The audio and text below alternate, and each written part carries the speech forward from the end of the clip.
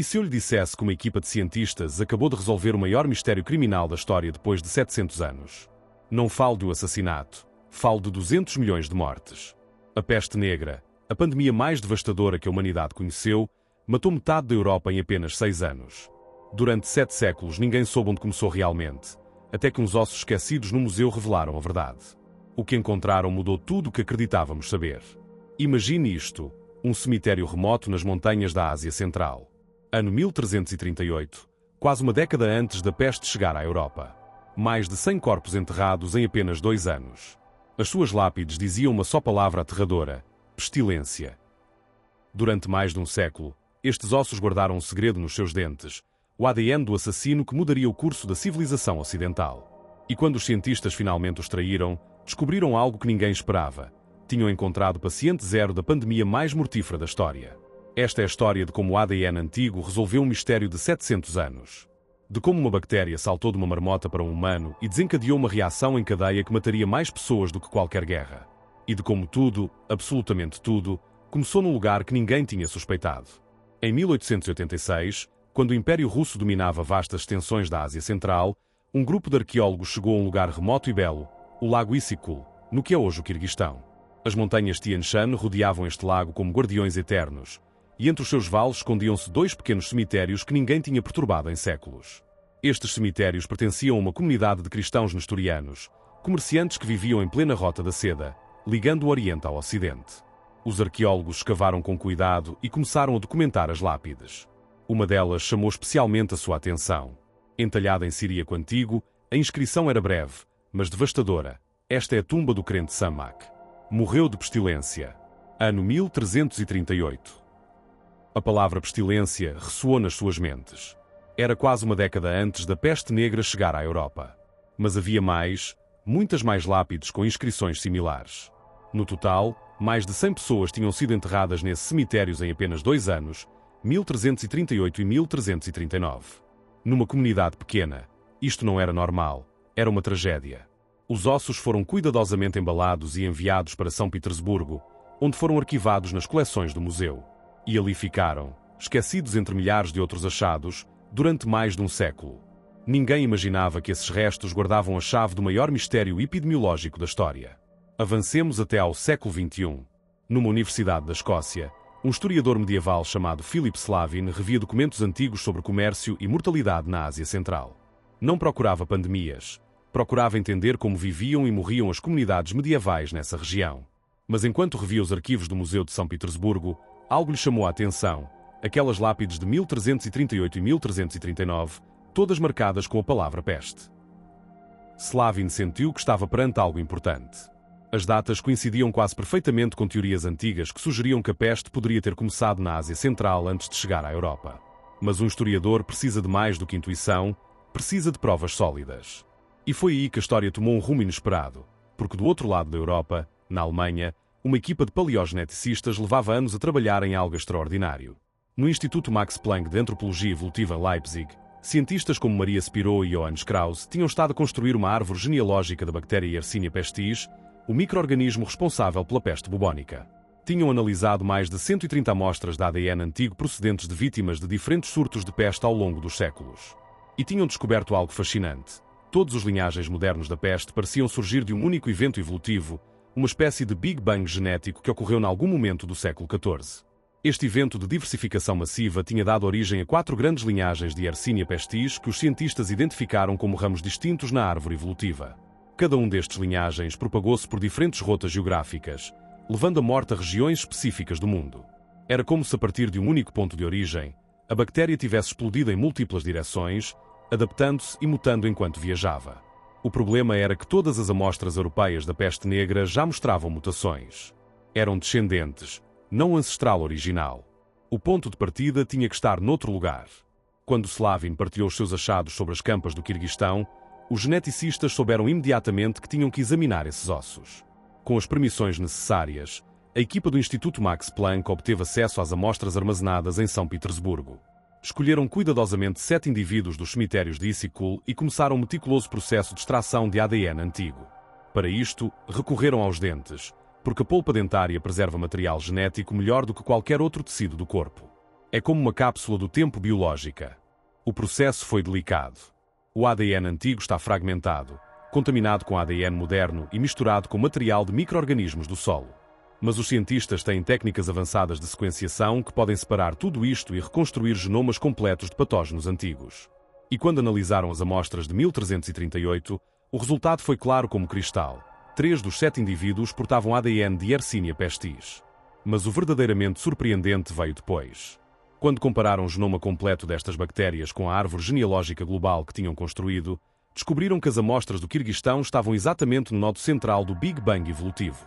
Não eram uma linhagem derivada nem um ramo lateral. Eram o ponto de origem, a estirpe-mãe, o ancestral comum de todas as variantes que depois arrasariam a Europa, a Ásia e a África. Encontramos que as estirpes antigas do Quirguistão estão posicionadas exatamente no nodo deste evento massivo de diversificação, explicou Maria Spiro. Por outras palavras, encontramos a estirpe-fonte da peste negra e conhecemos a sua data exata, 1338. Pela primeira vez na história, a ciência tinha rastreado uma pandemia medieval até à sua origem geográfica e temporal precisa. As lápides não mentiam. A peste negra não começou na Europa, nem sequer quando chegou à Europa em 1347. Começou quase uma década antes, nas montanhas da Ásia Central. Mas isto levanta uma pergunta óbvia. Como começou tudo? Como é que uma bactéria passou de viver tranquilamente em animais selvagens a converter-se no assassino mais eficiente da Idade Média? A resposta está num fenómeno que os cientistas chamam de ramo zoonótico, quando um patógeno salta de animais para humanos. A região de Tian Shan é e sempre foi um enorme reservatório natural de peste. Ali, Yersinia pestis circula constantemente entre populações de marmotas, gerbos e outros roedores, transmitida por pulgas que atuam como vetores biológicos. As marmotas são especialmente importantes nesta história. Estes animais vivem em colónias numerosas nas montanhas da Ásia Central e são caçados pelas comunidades locais pela sua carne e a sua pele. Quando uma marmota está infartada com peste, as pulgas que vivem na sua pelagem portam milhões de bactérias. Se um humano entra em contacto com uma marmota infartada, seja caçando-a, esfolando-a ou simplesmente manipulando-a, pode ser picado por uma pulga infartada. E aí começa a cadeia. Os investigadores creem que mudanças climáticas específicas puderam ter detonado o surto inicial. Anos de primaveras mais quentes e úmidas na região teriam favorecido o crescimento de vegetação, o que por sua vez provocou uma explosão demográfica de roedores. Mais roedores significavam mais pulgas, e mais oportunidades para que a bactéria saltasse para os humanos. Em 1338, esta cadeia invisível atingiu a comunidade de Issyk-Kul. O surto foi devastador, mais de 100 pessoas morreram em apenas 2 anos.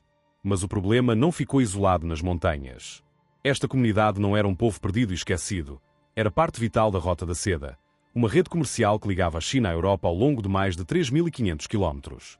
A Rota da Seda era o internet da Idade Média. Caravanas carregadas com sedas chinesas, especiarias da Índia, pérolas do Oceano Índico e metais preciosos viajavam milhares de quilómetros, ligando culturas e civilizações. Mas junto com as mercadorias viajavam outros passageiros invisíveis, ratos negros e pulgas infectadas. De Issyk-Kul, a peste propagou-se lentamente ao longo das rotas comerciais para o oeste. Em 1346, a bactéria tinha atingido Caffa, um porto comercial genovês na península da Crimeia, nas margens do Mar Negro. E foi ali que ocorreu um dos eventos mais macabros da história medieval. Caffa estava sob assédio por parte do exército mongol da Horda de Ouro. Segundo crónicas da época, quando a peste começou a matar os soldados mongóis, o seu líder ordenou uma tática brutal: catapultar os cadáveres infectados por cima das muralhas da cidade. Era a primeira guerra biológica documentada da história. O resultado foi previsível e aterrador. Dentro de Caffa, a peste propagou-se como fogo em palha seca. Os comerciantes genoveses, aterrorizados, fugiram nos seus barcos rumo aos portos do Mediterrâneo. Não sabiam que levavam consigo a morte em forma de ratos infectados escondidos nos porões das suas naves. Em outubro de 1347, vários barcos genoveses procedentes de Caffa atracaram no porto de Messina, na Sicília. Os habitantes horrorizaram-se ao ver que muitos marinheiros estavam moribundos, cobertos de bubões negros no pescoço, nas axilas e na virilha, sangrando pelo nariz e pela boca. Alguns já tinham morrido no convés. As autoridades tentaram expulsar os barcos, mas era demasiado tarde. Os ratos já tinham desembarcado. Em questão de meses, a peste estendeu-se por toda a Itália. Em 1348 atingiu a França, Espanha e os Balcãs.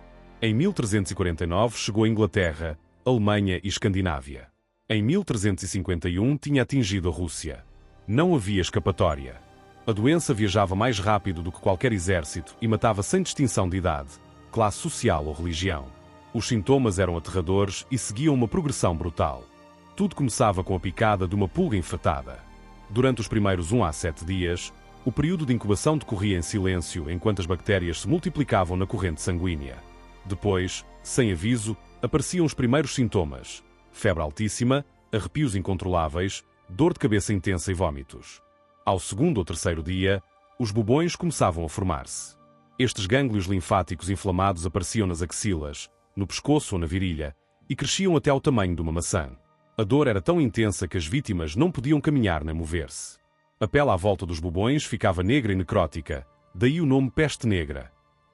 Alguns bubões explodiam, libertando pus e sangue infectado. Se a infecção chegava aos pulmões, convertia-se em peste pneumónica, a forma mais contagiosa e mortal. As vítimas começavam a tossir sangue e podiam transmitir a doença diretamente de pessoa para pessoa através das gotículas respiratórias. A morte chegava em menos de 3 dias. Se a bactéria invadia a corrente sanguínea completamente, causava peste septicémica, que matava em questão de horas, provocando que as extremidades ficassem negras pela falta de fluxo sanguíneo. A Europa não estava preparada. A medicina medieval não entendia o conceito de bactérias nem de transmissão por vetores. Alguns culpavam os judeus e perseguiram-nos brutalmente. Outros pensavam que era um castigo divino e flagelavam-se em procissões públicas. Alguns médicos criam que a doença se propagava por miasmas, ares corruptos, e recomendavam queimar ervas aromáticas. Nada funcionava. Entre 1347 e 1353, a peste negra matou entre 50% e 60% da população europeia. Estima-se que morreram entre 75 e 200 milhões de pessoas em todo o mundo. Cidades inteiras ficaram desertas. Campos sem colheitas. Comércios fechados. O tecido social desintegrou-se. O medo converteu-se no único idioma universal. O impacto da peste negra foi muito além dos números de mortalidade. Transformou radicalmente a estrutura social, económica e religiosa da Europa medieval. O sistema feudal, que tinha dominado durante séculos, começou a desmoronar-se. As aldeias ficaram despovoadas. Calcula-se que 25% de todas as comunidades rurais simplesmente desapareceram, com os poucos sobreviventes a fugir para cidades maiores. A falta de mão de obra provocou que os campos ficassem sem cultivar, o que desencadeou fomes adicionais. Os servos que sobreviveram deram-se conta de que agora tinham poder de negociação. Os senhores feudais necessitavam desesperadamente de trabalhadores e estavam dispostos a pagar salários mais altos e oferecer melhores condições. A Igreja Católica, que tinha sido a autoridade indiscutível na Europa medieval, sofreu um golpe devastador à sua credibilidade. Os sacerdotes morriam em proporções altíssimas porque atendiam os doentes e administravam os últimos sacramentos. Mosteiros inteiros foram dizimados. A escassez de clérigos levou a ordenar apressadamente novos sacerdotes sem a preparação adequada, o que resultou em abusos e corrupção que mais tarde alimentariam a Reforma Protestante. As práticas funerárias colapsaram por completo. As famílias que tradicionalmente se reuniam para honrar os seus mortos agora abandonavam os cadáveres nas ruas. Os cemitérios encheram-se tão rapidamente que se cavavam fossas comuns onde os corpos se amontoavam por camadas. Os rituais religiosos cessaram. As pessoas começaram a viver com a sensação de que o apocalipse tinha chegado. Durante mais de 600 anos, a origem exata da peste negra permaneceu como um dos grandes mistérios da história. As teorias proliferavam. Alguns diziam que veio da China, outros que, da Índia, alguns até sugeriam África.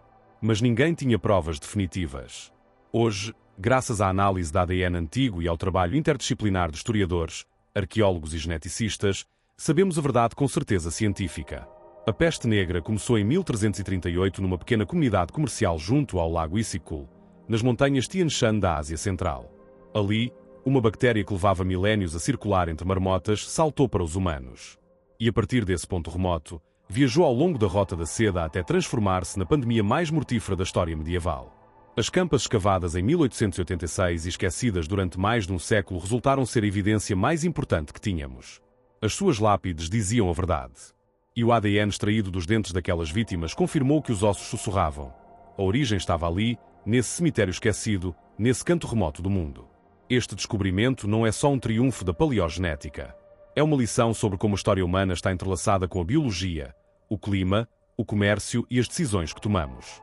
A peste negra mudou o curso da civilização europeia. Acabou com o feudalismo, transformou a economia, alterou as relações de poder e preparou o terreno para o renascimento. E tudo começou com uma pulga, uma marmota e um comerciante nas montanhas da Ásia Central. A história da peste negra lembra-nos que as pandemias não são só eventos do passado. Yersinia pestis ainda existe hoje. Continua a circular em reservatórios naturais de roedores na Ásia Central, África, América do Sul e no oeste dos Estados Unidos. Todos os anos se reportam casos humanos, embora hoje tenhamos antibióticos eficazes para tratá-la. Mas a lição mais importante é outra. O comércio global, o contacto com animais silvestres e as mudanças ambientais podem criar as condições perfeitas para que novas pandemias surjam. A peste negra viajou pela Rota da Seda. Covid-19 viajou em aviões. As rotas mudam, mas os princípios epidemiológicos permanecem. O estudo que identificou a origem da peste negra foi publicado na prestigiada revista Nature em 2022, quase 700 anos depois da pandemia ter começado. Participaram cientistas da Alemanha, Reino Unido, Rússia e Quirguistão. Foi um esforço monumental que combinou arqueologia do século XIX, história medieval, genética de vanguarda e análise climática. E tudo começou porque alguém se incomodou em olhar de novo umas caixas empoeiradas no museu. Porque alguém se perguntou que segredos guardavam esses ossos esquecidos. Porque a ciência moderna tem ferramentas que os historiadores do passado nem sequer podiam imaginar. A história da peste negra é a história de como um pequeno evento no lugar remoto pode mudar o destino de civilizações inteiras. É a história de como o ADN guarda segredos que os livros não podem contar. E é a história de como, 7 séculos depois, finalmente pudemos responder à pergunta que obsedou gerações. De onde veio realmente o maior assassino da Europa? A resposta estava à espera numa tumba junto a um lago de montanha, no coração da Ásia Central. E agora, finalmente, conhecemos-la. Se esta história o fascinou, se o surpreende como o ADN pode resolver mistérios de há séculos, imagine quantos outros segredos do passado esperam ser descobertos. Subscreva para mais histórias onde a ciência ilumina os cantos mais escuros da história. Dê gosto se quer que continuemos a explorar como o ADN antigo está a reescrever o que acreditávamos saber sobre o nosso passado. Vemo-nos no próximo vídeo, porque a história ainda tem muito a revelar-nos.